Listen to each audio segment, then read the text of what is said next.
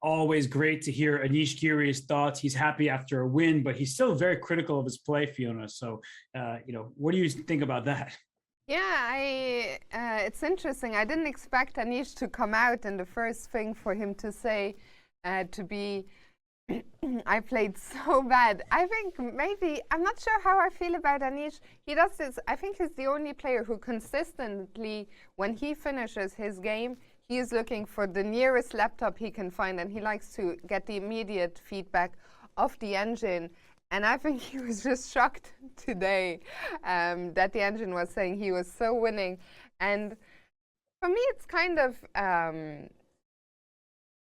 almost, I was going to say sad. I don't know if sad is the right word, but to see such a great player like Anish to have his judgment, his immediate judgment after the game. You know, it's almost like the computers take away from our joy of winning a game. You've just beaten Fabiano Caruana as black. Of course, there was this rook b6 moment, but yeah, don't let the computers ruin your joy like that.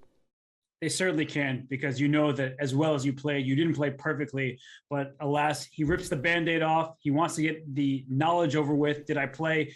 How well did I play? Did I play, a great game? Did I play a subpar game? He just wants that out of the way. But we are now in for an exciting treat. It is your day 6 rapid recap from Tata Steel, and we have a special one for you. We are choosing a game from the challenger section. It is Arjun Erigaisi taking on his countryman, Surya Ganguly.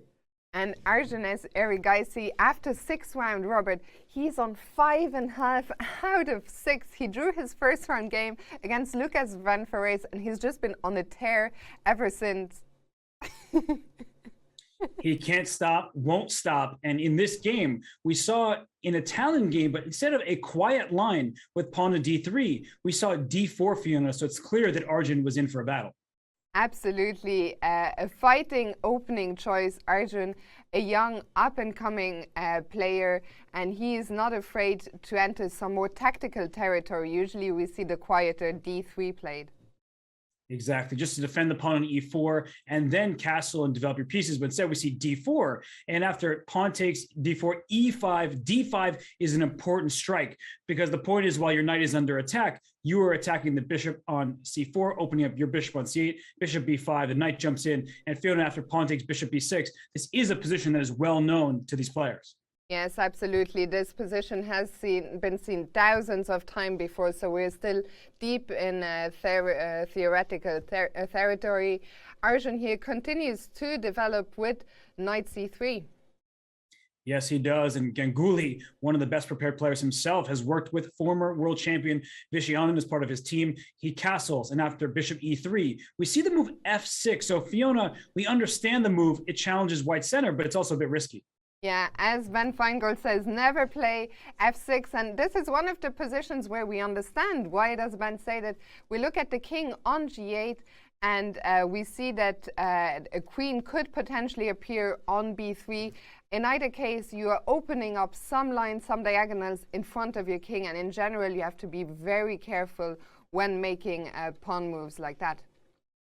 For sure. And in this one, the pawn captured through a knight takes c3, hitting the queen, so you can't get away with moving this f-pawn. After pawn takes the queen takes f6, white castles, black plays bishop g4, and Fiona here, black decides to take on f3, and now white has the bishop pair.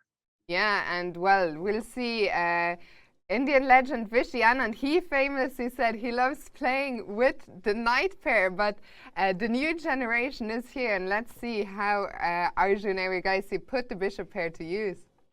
Well, after rook d8, he said, let me drop that bishop back to e2. It's done its duty. It won the enemy bishop. And now, after knight a5, he pushes pawn to a4, which means that the knight is kind of stuck, because if that knight were to move too soon, the white pawn would venture forward. For example, after here, bishop takes c4, pawn takes c4.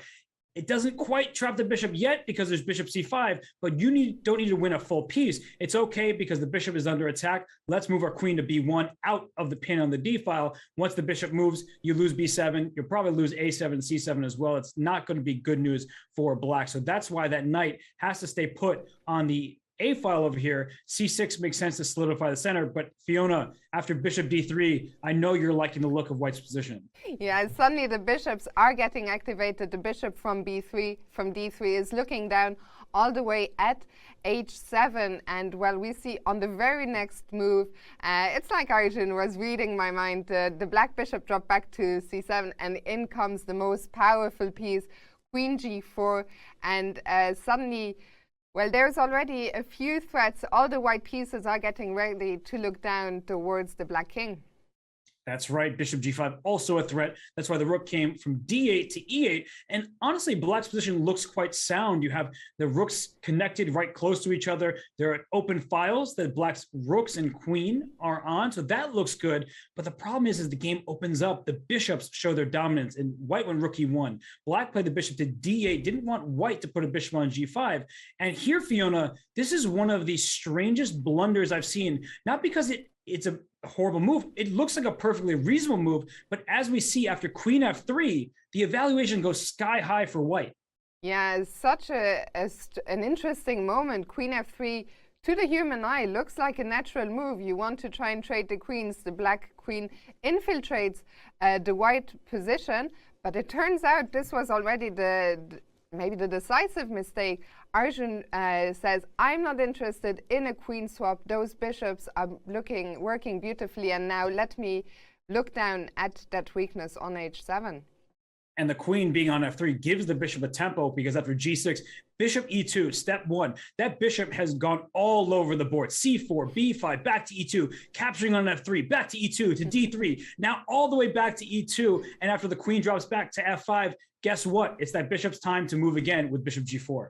Yeah, and once again, I mean, could all of this lead back to the moment when Ganguly decided to play f6? Because we see, once again, the weaknesses on the light squares around the king. There is no black light squared bishop that can help fight along that color complex. So the black queen here had to drop back, and in comes the other bishop. Yes, and now there's a huge, devastating threat. If you make a move like a6, which you shouldn't make because it's on the other side of the board, in comes a bishop to e6 check. You don't want to give your rook for a bishop, but if you move your king to either g7 or h8, the problem is bishop e5 will in fact win this black queen. That's why bishops are so powerful on an open board. So Fiona, instead of a6, the move h5 was played, but that king is really, really weak. Yeah, having to take drastic measures, but the bishop pair just continues infiltrating the black position, comes into d7, attacking the rook. The rooks get traded, but now white firmly in control of the e-file. The bishop pair is working beautifully. The position is completely open, just what the bishops were hoping for. Black tries to get the king into safety, and in comes the next white piece, Robert. Oh, no, you got to bring all the pieces into the party. Rook e6 is such a good move because queen f5, the bishop no longer attacks that square, right? But if you play the move queen f5, I see the bishop, I see the queen. The only thing in the way is the rook. So a move like rook e7 check would pick up the queen, and even the queen trade would still be really good for white. So nothing that black can do really helps out. The knight on a5, not in the game at all. So queen f7, the queen backs up, and rook d6. I thought we liked that open file, Fiona. Yeah, but the rook is now looking to free up the square for the bishop. Once again, that bishop has been everywhere. It's now looking to move itself and for the rook to infiltrate along the 7th rank. Just great piece movement by Arjun. He understands the threats, where the pieces belong. Queen moves to e7, doesn't matter, bishop to e6, and now rook d7 is coming. So black, Ganguly, he tried with rook takes f4, please, please, please take me back. You then lose your rook on d6. That would obviously be a tremendous blunder. So instead, after rook takes f4, we see the rook land on d7, and Fiona, it was a matter of technique from here. Yeah, now Arjun is going to pocket some material, takes the queen on d7. He now has a queen for a rook and a knight, and from here on out, it actually ended relatively fast with Arjun just showing his technique to convert the material advantage. That's right. He did not take his foot off the pedal, brings his bishop to c8, plays g4. He's going after this king, and there was really little that black could do. It's too little too late with that knight. It finally enters the action, but after takes on h5, the bishop comes to e6, yet another nice bishop move. Yes, very nice. Cutting out the black rook from the defense. Now the queen is getting ready to join the game, maybe via f5, and the rook is just helpless. So Ganguly tried to bring the king to g7, but in comes the next piece. The pawn from f4 is suddenly joining the game as well. That's right. You bring all your pieces into the attack. Then it goes to f5, and Ganguly takes on e6 because he sees that the checkmate is coming. Now the bishop is defended on e6. The queen is free to gobble up the pawn on h5 and then come to g6 thanks to the f5 pawn, or into the f7 square thanks to the bishop. So rook e6, pawn takes, and now it's a queen for 2 minor pieces. Take some more stuff, queen to e8 and queen to d7, and he resigns because his queen side is collapsing. And that is your round 6 rapid recap. Honestly, Fiona, just such a wonderful demonstration of the power of the bishops by Arjun Erigaisi. It seems like he's invincible right now. Yeah, I mean, such an incredible start to the tournament for him. I'm curious where he can take it from here. But right now we're looking at the results from round 6 in the Masters groups. We see there's still one game going in the challenges in the background. But in the Masters, Magnus Carlsen won his game against Richard Rapport. Anish Giri, a big win with the black pieces against Fabiano Caruana. And Sergei Karyakin won his game against Jordan van Foreest. And let's look at the standings, Robert. You may not see Arjun Erigaisi's name there right now, but next year it seems extremely likely that he will join the pack. He leads the challenger section. The winner of that tournament makes their way into the Masters 2023. But here and now we see Magnus Carlsen, Mamedyarov, Vida Gujarati all at 4 out of 6. I don't know why I didn't say Shakhriyar. I said all the other first names. But either way, it's a 3-way tie. And Fiona, we can look all the way down to 8th place because Anish Giri in 6th, Sergei Karyakin in 8th, they both won their games today. Yeah, I mean, all of these players are still contenders for the tournament victory, all within 1 point of the leaders, and there's still 7 rounds to go. Robert, let's look at the pairings for tomorrow one more time. I already said, for me, the 3 standout pairings that I'm looking forward to are Pragg against Magnus, Richard Rapport against Mamedyarov, and Jordan van Foreest against Vidit, but there will be action everywhere. And at first, I was afraid for Praggnanandhaa in that theoretical battle against Sam Shankland, but now I'm just incredibly impressed. So we'll see what he does against Magnus. So that's going to be a really fun matchup, and the rest of them are no less exciting. You've referred to your 3 favorite games. I'm going to be lazy and just say all 7 are highly anticipated from my perspective. So I really look forward to tomorrow's action.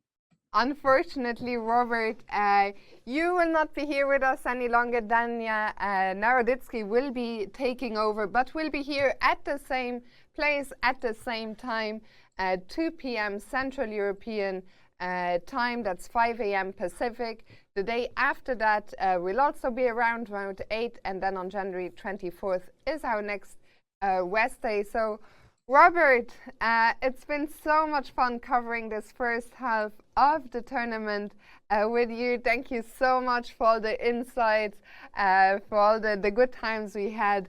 And, well, I'll leave you close this one out. Well, I have to thank you first and foremost, because my job would not be nearly as fun without you. So Fiona, I have to extend a really hearty thanks, because it really was a great time. And I know I give the chat a hard time. I know I do, but it's not really out of love, but I will express my gratitude to them as well, because the chess has seen such an increase in viewership, so many people interested in the game. And I just really enjoy trying to help everybody get a little bit better day by day, if that's what they're interested in. If they just want to watch the games and hear the thoughts of you and I as commentators, then that's also good enough. So thank you to everybody who's tuned in. Of course, Bick as producer has been awesome, and the players, they deserve really the most thanks, because without them, we don't have great games to cover, and our time is not nearly as enjoyable. So Fiona, I'm gone. Today's my last day, but you will have a better time, because Daniel Naroditsky, he is absolutely a pleasure. We shall miss you, but I'm sure we'll have you back somewhere very soon, Robert. Thank you so much. Thank you to all of you for watching us. I will see you tomorrow. I just want to say, have I a know good it's one. early. Bye-bye.